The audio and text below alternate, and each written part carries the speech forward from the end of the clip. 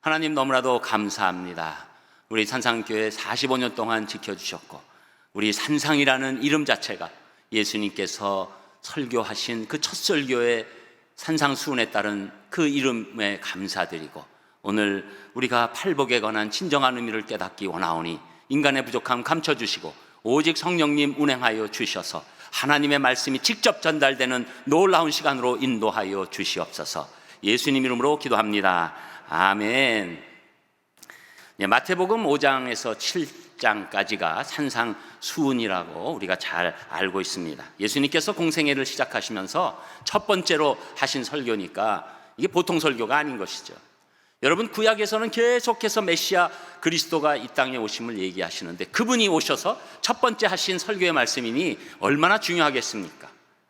그런데 그 설교는 5장 1절에서 보면 산에 올라 앉으셔서, 그래서 산상수훈이 되는 것이죠. 그런데 사실 이 산이라고는 돼 있지만 실제로 갈릴리 호수의 가버나움 근처에 있는 언덕입니다. 여러분, 이 산상수훈의 뜻을 따라서 생긴 우리 산상교회도, 우리가 산상교회지만 산은 아니잖아요. 언덕이죠, 우리도. 그래서 우리 그 지금 갈릴리 호수 옆에 있는 그 산상, 거기에 팔복교회가 세워져 있는데, 그 팔복교회와 우리 산상교회는 아주 밀접하게 연결되어 있다고 볼 수 있는 것이죠. 건물도 굉장히 밀접한 연결이 있는데, 잠깐 그곳에 있는 갈릴리에 있는 팔복교회의 사진을 잠깐 보시겠습니다. 이렇게 보시면, 이렇게 봐서 잘 모르는데 위는 도움처럼 원형이지만 그 옆을 감싸고 있는 것이 팔각이 되는 것이죠. 그런데 우리는 아예 원형도 없고 직접 팔각을 그리고 있는 귀한 우리 산상교회의 건물이 되는 것입니다. 그래서 안에서 보시면 사각이지만 바깥에서 팔각으로 돼 있고, 그것을 보게 하셔서 우리가 만든 게 이제 팔복쉼터가 되는 것이죠. 이제 화면 이제 넘겨주세요. 그래서 우리가 이 산상교회는 정말로 하나님 뜻 안에서 아름답게 지어진 세워진 그런 놀라운 교회라고 할 수 있습니다. 그런데 다행히 또 산상교회라는 교회가 그렇게 많지가 않아요. 그래서 여러분, 산상교회를 인터넷에서 치시면 그냥 우리 교회가 제일 먼저 탁 올라옵니다. 우리 교회가 그렇게 큰 교회도 아닌데도 불구하고. 그래서 이 산상교회라는 그 이름 자체가 얼마나 소중한지 모르고, 또 그 가운데서 첫 번째 산상수훈 가운데서도 첫 번째로 하신 이 팔복이라는 말씀은 우리에게 큰 의미를 갖게 해주시는 거죠. 산상수훈을 일반적으로 인간 윤리의 최고봉이라고 얘기하고, 또 어떤 분들은 어떤 종교도 범접할 수 없는 최고 수준의 윤리라고 말합니다. 그러나 산상수훈의 핵심은 윤리적 내용이 아닙니다. 물론 결과적으로 윤리 수준을 최고조로 올리게 돼 있죠. 그렇지만 그 핵심은 신앙과 복음이 핵심이 되는 것입니다. 여러분, 이 팔복은 영어로는 우리가 생각하면 eight blessings라고 해야 될 것 같은데, 그렇지 않고 beatitudes라고 돼 있습니다. 이것은 라틴어에서 비아투스라고 하는 그 단어에서 파생한 그 이야기인데, 뭐냐면 최고의 복이라는 것입니다. 어느 복도 이길 수 없는 가장 큰 복. 그래서 그 팔복에 관해서 영어가 그렇게 나오는 것이죠.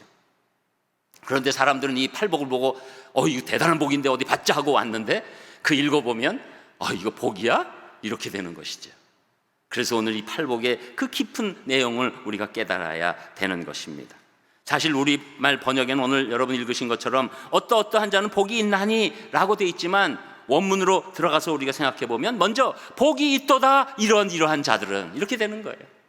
그러니까 그 얘기는 무슨 얘기입니까? 어떠한 자가 하는 것이 이게 조건이 되는 것이 아니라 복을 받은 자의 이 내적 심령 상태를 말해주고 있는 것이죠. 또한 이 팔복은 연결된 하나님의 진짜 복입니다. 그래서 마치 과거에, 지금은 뭐 열쇠가 너무 많이 있지만 과거에 이 열쇠를 대신해서 두꺼운 철사를 이렇게 둥글게 꼬아놓은 거 젊은 분들은 모르시죠? 그래서 또 오늘은 이상하게 화면을 많이 준비하게 됐네요. 또 화면 잠깐 보시겠습니다. 이거 아시죠? 그래서 이게 옛날에는 열쇠를 대체하는 것입니다. 팔복이 중요한 개념이 바로 거기 있습니다. 이것을 떨어뜨리면 안 돼요. 이 팔복은 일복부터 시작해서 돌기 시작합니다. 그래서 결국은 연결돼서 팔복까지 가게 되는 것이죠. 그래서 또 다시 화면을 제 얼굴로 옮겨주시기를 바랍니다. 오늘은 뭐 연출하고 뭐 여러 가지 일들이 있네요. 그래서 여러분 사실 팔복설교를 들으시면 하나하나 떼서 어떤 경우에는 8번의 시리즈로 듣는 경우도 있는데, 사실은 이게 일단 한번 쫙 들어야 돼요. 이게 조금 8가지 하면서 벅찰 것 같지만 한번 쫙 들어놔야 돼서 그 다음에 하나하나 들어가는 것이 더 좋은데, 이제 오늘은 이 팔복을 한꺼번에 우리가 이렇게 동심원 돌듯이 같이 보면서 여러분들 그냥 팔복 개론이라고 생각하시면서 우리가 말씀을 받으셨으면 좋겠습니다. 그래서 첫 번째 복이 무엇입니까? 첫 번째 복, 심령이 가난한 자의 복이라고 말씀하시는데 그 말씀이 3절에 나오는 것이죠. 우리 3절 같이 읽겠습니다. 3절 시작. 심령이 가난한 자는 복이 있나니 천국이 그들의 것이미요. 아멘. 여러분, 심령이 가난하다는 게 무엇일까요? 여러분, 가난하다는 걸 한번 생각해 봐야 합니다. 아주 극하게 가난해지면 우리가 우리 뜻대로 할 수 있는 일이 아무것도 없어지죠. 여러분, 마음이 그렇게 됐다는 거예요. 심령이 어떻게 그렇게 될 수 있습니까? 그렇게 될 수 있죠. 여러분, 우리가 극한 어려움이 오면 심령이 마치 파산한 사람처럼 그렇게 어려움이 닥쳐오는 거예요. 인생의 질곡 가운데 내 힘으로는 이제 도저히 인생을 해결할 수 없다, 그런 마음이 된 상태, 그게 바로 심령이 가난한 사람이라고 말씀하고 있는 거죠. 그렇게 가난해지면 이 인간은 그 심령의 가난한 가운데 누가 나를 구원할 것인가, 이제는 내 힘으로 절대로 살아갈 수 없다는 생각 가운데 이 구원을 갈망하게 되는 것이죠. 그런데 이렇게 구원을 갈망하는 그 시간이 온 심령이 가난할 때가 복이 있다고 말하는 것입니다. 왜냐하면 이러한 상태가 돼야지만 십자가에서 나 대신 죽으신 예수 그리스도의 그 말씀이 다가오게 되는 거예요. 여러분, 예수님 말씀이 우리 대한민국에 완전히 편만하게 퍼졌죠. 그러나 많은 사람들이 믿지 않습니다. 왜 그렇습니까? 아직 심령이 가난하지 않아서 그래요.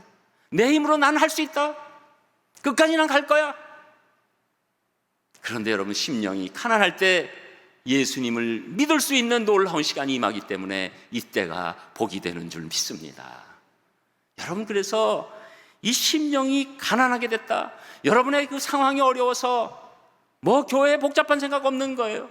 그냥 이 문제와 이 안타까움을 어찌할 바를 모르고 찾아왔는데, 그때 예수 그리스도의 복음을 듣고 예수님을 영접하게 될 때, 그때 놀라운 그 복의 결과로 천국이 임하니까 가장 큰 복이 임하게 되는 것입니다.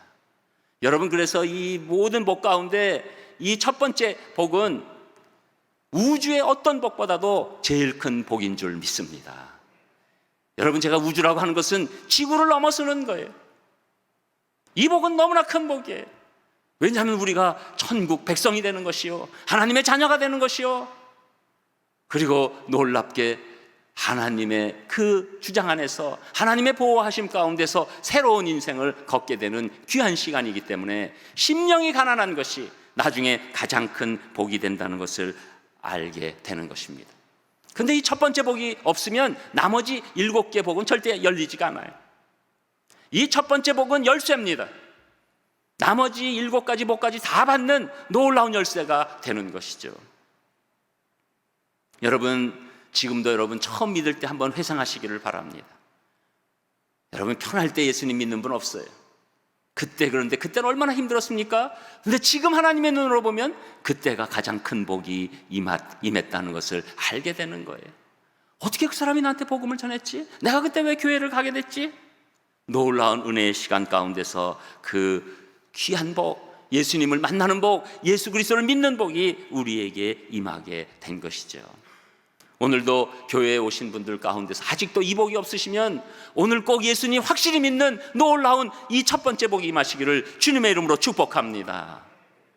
그리고 이 천국이 이제 소유하기 시작되면 이 마음이 점진적으로 달라져요. 마음이 어떻게 됩니까? 애통으로 바뀌게 된다는데, 애통하는 자의 복이 임한다고 4절에 말씀합니다. 우리 4절도 같이 읽겠습니다. 4절 시작. 애통하는 자는 복이 있나니 그들이 위로를 받을 것이미요. 아멘. 심령이 가난해져서 천국을 받게 되면 막 첫 번째로 더 기뻐해야 할 것 같은데 오늘 두 번째 복이 애통하는 자의 복이에요. 이 애통은 일반적인 애통이 아닙니다. 이것은 내 죄를 바라보는 애통이에요. 사실 복음을 전할 때 당신의 죄에서 돌이켜서 예수 그리스도를 믿으십시오 라고 전도하지만 그때는 뭣도 모르고 그렇습니다. 그냥 다 누가 봐도 다 이제 죄인이라는 것들을 기본적으로 인정하니까 그렇죠, 제가 죄인이죠. 그리고 예수 그리스도를 믿습니다라고 고백하는 놀라운 일이 일어났지만 내 죄의 심각성을 깨닫지는 못하는 거예요. 그런데 예수 그리스도를 믿고 나니까 내 죄가 얼마나 큰지 깨닫기 시작하는 겁니다.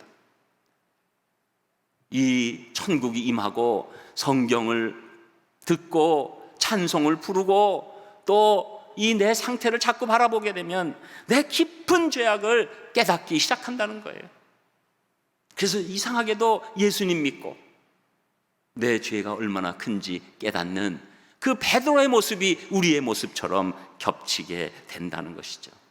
그리고 우리가 진정한 회개의 눈물을 흘리는 그런 애통을 보이게 되는 것입니다. 그래서 주님, 나는 죄인입니다. 제가 정말 죄인입니다. 이런 그 자복함이 있으면서 주님 앞에 나아갔을 때 그때 위로가 임하는데 그 위로는 사람의 위로가 아니라 하나님의 위로가 임한다고 말씀하시는 것이죠. 진짜로 애통하는 자에게 하나님의 위로가 임하는 줄 믿습니다. 그래서 이 위로는 사람의 위로랑 비교할 수 없어요. 여러분, 사람의 위로는 항상 시간적 한계가 있고 그리고 물리적 한계가 있죠. 그러나 하나님의 위로는 우리 깊은 곳까지도 들어가셔서 우리를 완전히 위로하시고 새롭게 바꾸시는 놀라운 은혜가 임하게 되는 것입니다. 그러면 이 위로로 받은 우리는 이 마음이 점점 바뀌기 시작해요. 그것이 세 번째 온유한 자의 복인데 그 말씀이 5절에 나오는 것이죠. 우리 5절도 같이 읽습니다. 5절 시작. 온유한 자는 복이 있나니 그들이 이 땅을 기업으로 받을 것이며. 아멘. 여러분, 이렇게 우리 애통하다가 하나님으로부터 위로를 받으면 우리 안에 있는 이 뭉친 것들이 풀려요. 여러분, 위로받으면 이상하게 여러분도 그런 경험 하셨는지 몰라도 이 위로는 우리의 이 꽁꽁 뭉쳐있던 것들을 풀어내는 큰 능력이 있습니다. 사람의 위로도 그런데 하나님의 위로는 우리 마음을 완전히 풀어주세요. 마음이 풀어지니까 강팍했던 마음이 온유한 마음으로 바뀌게 되는 것입니다. 그래서 타인의 죄성을 보고 타인의 죄악을 보고도 우리가 옛날같이 날카롭게 대처하지 않아요. 그 죄악을 보면서 어떤 생각이 드냐면 나도 저랬을 거야. 어떤 면에서는 내가 더 했을걸? 이런 생각이 들면서 마음을 풉니다. 그 사람을 대할 때 특별히 대인관계에서 이 부드러움으로 나타나기 시작하는 것이죠. 그래서 사람들에게 이 온유함으로 대하기 시작하면 어떤 복이 임합니까? 이 땅을 기업으로 받을 것이요. 그들이 땅을 기업으로 받는다. 땅을 기업으로 받는다는 것은 구약에서는 현세적인 복에 집중하고 있고 또 신약에서는 내세적인 복에 집중하고 있는데 한마디로 말하면 현세적이든 내세적이든 우리가 하나님 앞에 드리는 기도에 응답이 있다는 거예요. 여러분, 온유한 자가 기도의 응답을 받는 줄 믿습니다. 다른 사람을 볼 때 그 불쌍함을 보는 그 죄성이 깊었던 것들을 깨달으면서 내가 온유하게 대할 수 있는 힘이 오히려 하나님으로부터 놀라운 이 땅의 복을 받는 그런 일이 된다는 것이죠. 그래서 옛날에는 대인관계에서 그냥 항상 악착같이 따지고 대들어야만 자기가 생존하는 줄 압니다. 또 성공할 때도 그렇게 해야 되는 줄 압니다. 하지만 하나님의 위로를 경험한 성도들은 온유함이 있을 때 무엇을 바라봅니까? 하나님의 섭리를 바라봐요. 사람한테 못 받아도 하나님이 주시면 된다. 하나님이 이 땅에서 공급할 것 공급하시면 된다. 그래서 우리가 온유함을 대할 때 하나님의 응답을 받는 그 놀라운 이 땅의 복까지도 같이 받는 귀한 은혜가 임하게 되는 것이죠. 그러면서 이렇게 온유한 마음이 되면 네 번째로 의에 줄이고 목마른 자의 복이 임하게 되는데 그 말씀이 6절에 나옵니다. 우리 6절도 같이 읽겠습니다. 6절 시작. 의에 줄이고 목마른 자는 복이 있나니 그들이 배부를 것이며. 아멘. 여러분, 이렇게 온유함이 있을 때 하나님의 응답이 이 땅에 있는 것, 이 현실적인 응답을 하나님께서 또 내 심령의 영적인 것도 응답으로 해주시면 뭐가 나올까요? 감격이 올라오죠. 감사가 넘치죠. 그렇게 될 때 우리는 어떤 식으로 바뀔까요? 이제는 내가 내 것만을 위해서 살 일이 아니라 이제는 내가 하나님의 뜻을 위해서 살아야지. 여기서 말하는 의의가 바로 그것입니다. 효도하는 자녀가 부모님의 그 뜻을 따라드리는 것처럼 이제는 내가 이렇게 하나님이 응답해 주시고 이렇게 놀랍게 역사해 주시는데 내가 이제 나만을 위해서 살 수 없지, 하나님의 뜻을 향해서 살아야지 하면서 하나님의 의를 향해서 줄이고 목마른 자가 된다는 겁니다. 줄이고 목마른 자는 하나님의 뜻에 열정이 생긴다는 거예요. 그전에는 그냥 하나님 뜻 그러면 이건 하나님 알아서 하고 목회자나 뭐 이렇게 그냥 열심으로 담당하는 사람들이나 하는 거지 나랑 무슨 상관이야. 그런데 하나님의 응답이 오면서 내 현실적인 기도에 하나님께서 붙여주시는 복을 체험한 사람들은 가만히 있을 수가 없어요. 이제는 내가 하나님의 뜻을 따라서 나아가겠습니다. 이렇게 기도하는 사람이 될 때 그때 오는 복이 무엇입니까? 그들이 배부를 것이요. 여러분, 배부르면 뭐가 오죠? 만족감이 오죠. 우리 인생에 만족감이 온다는 거예요. 만족감. 이 만족감은 사실 원어로 또 보면 수동형이에요.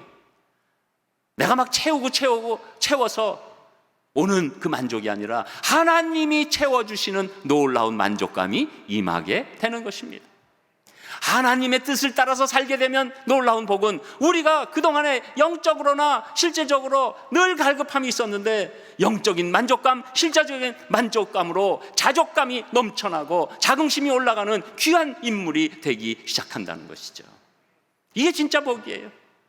여러분, 먹고 너무 많이 먹구나, 이거 큰일 났네 해서 손가락으로 넣어서 토하면 그건 가짜 만족이죠. 그게 세상 만족이요, 사람 만족입니다. 그러나 하나님의 뜻을 따라서 우리가 살게 될 때, 그 하나님의 뜻 안에 있는 강렬한 열정과 열망이 있을 때 하나님께서 우리에게 만족함으로 채워주시는 줄 믿습니다. 그 만족함이 오르면 여러분 어떻게 될까요? 여러분 막 배고플 때 같이 모여가지고 막 밥 먹으면요, 내 배뿐이 생각이 안 나죠. 그래서 막 먹습니다. 그러다가 어느 정도 배가 오르면 이제 먹었나 누구? 이러지요. 영적으로도 만족감이 오면 우리가 다른 사람의 그 아픔을 볼 수 있는데 그것이 긍휼히 여기는 자의 복이라고 하는 것이죠. 그 말씀이 7절에 나오는 것입니다. 그래서 긍휼히 여기는 자의 복, 7절 우리 또 같이 읽겠습니다. 시작. 긍휼히 여기는 자는 복이 있나니 그들이 긍휼히 여김을 받을 것이며. 아멘.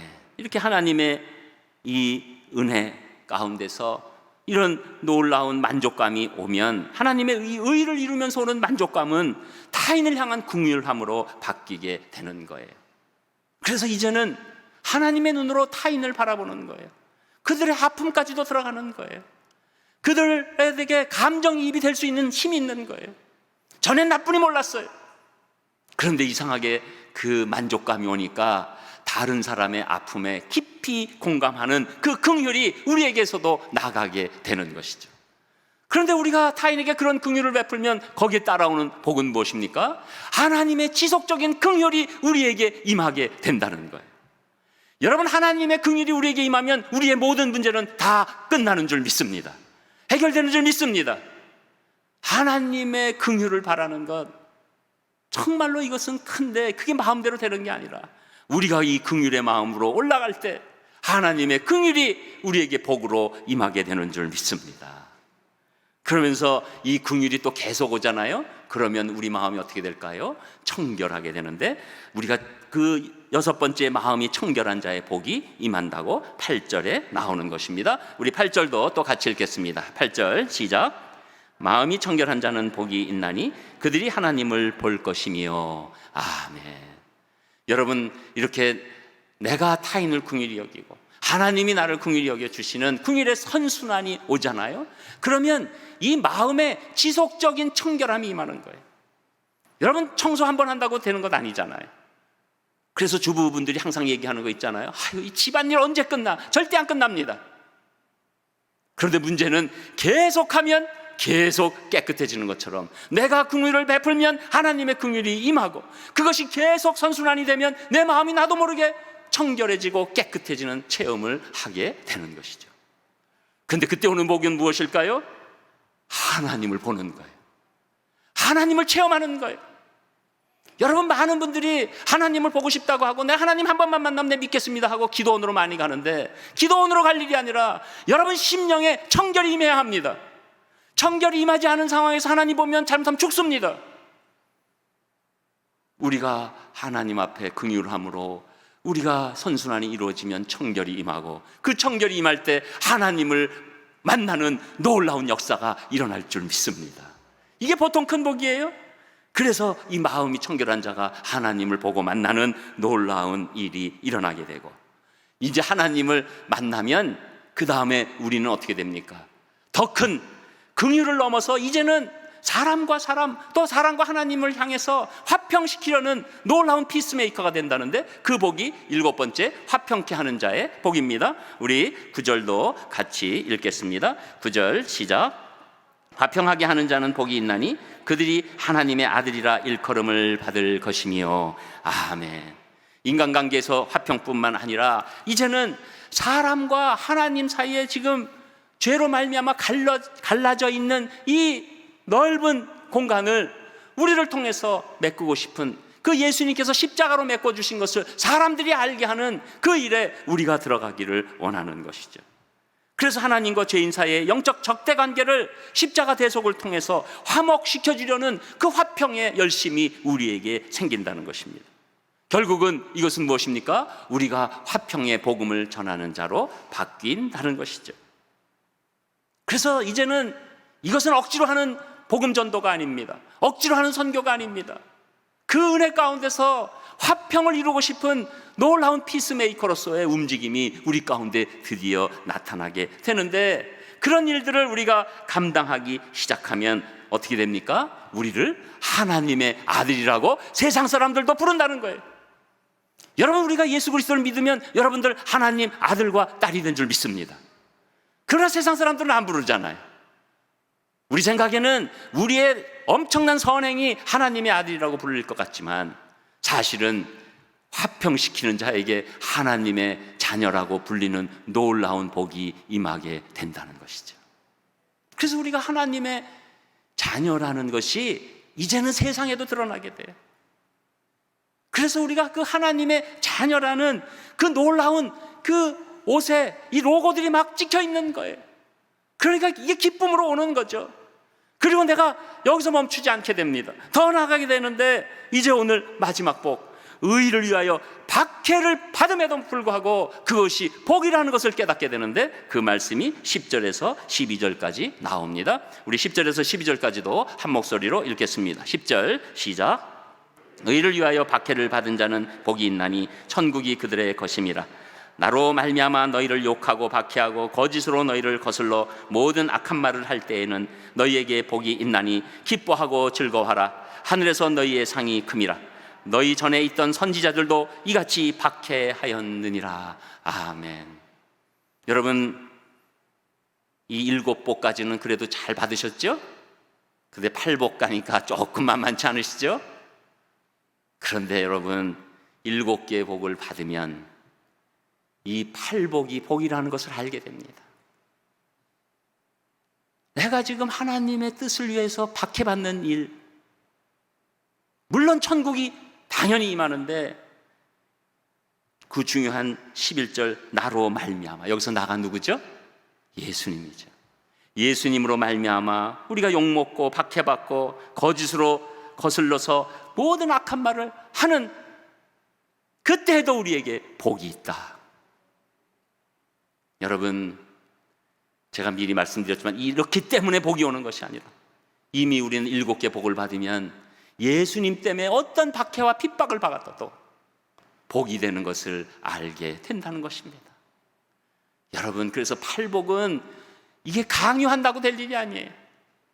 여러분, 어떤 종교적으로 모든 준비가 된 사람에게도 이 8복 당신이 지키시오 하면 지킬 사람 아무도 없어요. 누가 지킵니까? 하나님의 복이 차기 시작해서 일복부터 해서 칠복까지 올라온 사람만이 이 팔복을 지킬 수 있는 힘이 있고, 내가 예수 그리스도를 위해서 핍박받아도 복이라는 것을 깨닫는 놀라운 사람으로 바뀌게 된다는 것이죠. 그래서 이 팔복에 이르려면 오히려 기쁨과 즐거움이 넘쳐납니다. 왜 그렇습니까? 분명히 하나님께서 말씀하십니다. 너희의 상이 크미니라. 천국의 자녀뿐만 아니라 너희의 상이 크미니라. 여러분, 이 마지막 팔복은 팔복의 절정에 오른 거예요. 이것은 하나님의 칠복이 임한 자에게 오는 결과적 복이에요. 여러분, 그래서 이 팔복을 끊어서 얘기할 수 없는 거예요. 이런 연결된 복으로 우리에게 동심원이 커지는 것처럼 우리의 신앙이 커지고 우리의 그 복을 바라보는 생각이 점점 하나님의 생각으로 바뀌게 된다는 것이죠. 그러니까 옛날에는 오복이 좋다고 그러고 뭐 부귀영화가 좋다고 하는데, 진짜 복 받은 자들은 이 팔복까지 가는 것을 가장 기뻐하고 즐거워하는 사람으로 바뀌게 된다는 것입니다. 그런데 안타까운 것은 이 복이 확장돼서 팔복이 왔다고 해서 이 팔복의 수준에 계속 있지 않는다는 것입니다. 여러분이 한번 양심을, 지금 신앙생활을 꽤 하셨으니까 양심에 한번 생각해 보세요. 내가 어느 복까지 왔나? 또 팔복까지 왔더라도 내가 팔복을 유지하고 있나? 여러분이 제가 아까 말씀드린 이렇게 동그라미로 이렇게 막 진행되는 그 철사 열쇠를 보여드린 것처럼 성령 충만하지 않으면 팔복까지 왔는데 거꾸로 돌아가기 시작합니다. 그래서 일복, 이 천국 백성이 된 그 복까지 파괴하진 않지만 그냥 구원받은 정도로 만족하면서 더 이상 하나님이 원하시는 그 삶을 살아내지 못하고, 이 사람이 교회에 다니는 사람인지 안 다니는 사람인지 구별할 수 없는 상황으로 가게 될 수도 있다는 거예요. 여러분, 우리가 이 팔복까지 경험한 분들이 선교사님으로 나갑니다. 왜? 그것이 가장 기쁘고 즐겁고 복된 일이라는 것을 아니까. 쉬운 일인가요? 그러니까 팔복까지 간 선교사님들 복된 분이신 줄 믿습니다. 그러나 선교사님들이 가서 다 복되게 살까요? 계속해서 그 팔복에서 다시 거꾸로 돌아가서 안으로 들어오면 이분이 선교사님인지 아닌지 알 수 없는 상태로 바뀌게 되는 것이죠. 우리 성도도 똑같습니다. 그래서 우리는 성령님 충만케 도와주시옵소서. 우리 예배 가운데 저희를 성령 충만으로 역사해 주시옵소서. 말씀과 기도로 임하여서 제가 팔복을 기쁨으로 느낄 정도의 영적 수준으로 인도하여 주시옵소서. 그래서 제가 세상에 살지만 천국 사는 마음으로 이 땅도 살게 인도해 주시옵소서 라는 기도가 나오는 줄 믿습니다. 저는 우리 산상교회 45주년을 하나님께 감사드리면서 우리 사랑하는 상상의 성도님들이 팔복이 넘치시는 귀한 분들 되시기를 주님의 이름으로 축복합니다. 기도하겠습니다. 하나님, 모든 감사를 드립니다. 오늘 저희들이 팔복을 받고 있는 귀한 성도인 줄 믿사오니 우리 산상의 성도님들 일복부터 시작해서 연결돼서 놀라운 팔복까지 이를 뿐만 아니라 그 팔복이 유지되는 귀하고 복된 삶 살 수 있도록 함께하여 주시옵소서. 감사드리며 예수님 이름으로 기도합니다. 아멘.